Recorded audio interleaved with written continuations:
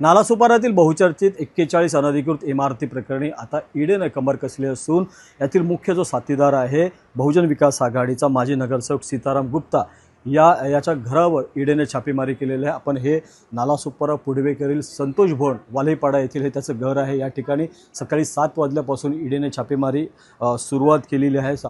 एकूण 13 ठिकाणी ही छापेमारी सुरू आहे। सीताराम गुप्ता यांच्या संबंधित जे विकासक आहेत आणि त्याचबरोबर पालिकेतलेही काही अधिकारी असतील त्यांच्यावर ह्या ईडीने छापेमारी सुरू केलेली आहे। 2006 साली सीताराम गुप्ताने अग्रवाल वसंतनगरी परिसरामध्ये सर्वे क्रमांक 22-30 मधील एका शासकीय आणि खाजगी या जमिनीवर अतिक्रमण करत बांधकाम सुरू केलं होतं। ही जमीन जी आहे ही भूखंड हे डम्पिंग ग्राउंड होतं आणि एसटीपी प्लांटसाठी आरक्षित होतं।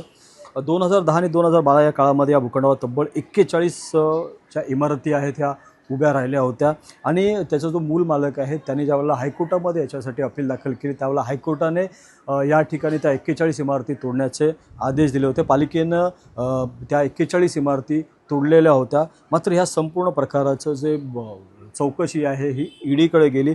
ईडीने या प्रकरणी मनी लॉन्ड्रिंगचा गुन्हा सीताराम गुप्तावर दाखल करत त्याची चौकशी केली। सध्या आता वसई विरारमध्ये जे सीताराम गुप्ताशी संबंधित आहेत विकासक त्यांच्यावरही ईडीने ही छापेमारी केलेली आहे।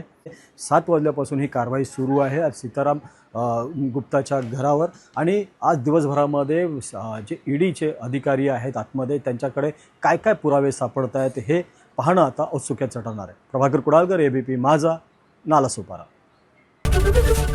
एबीपी माझा, उघडा डोळे बघा नीट।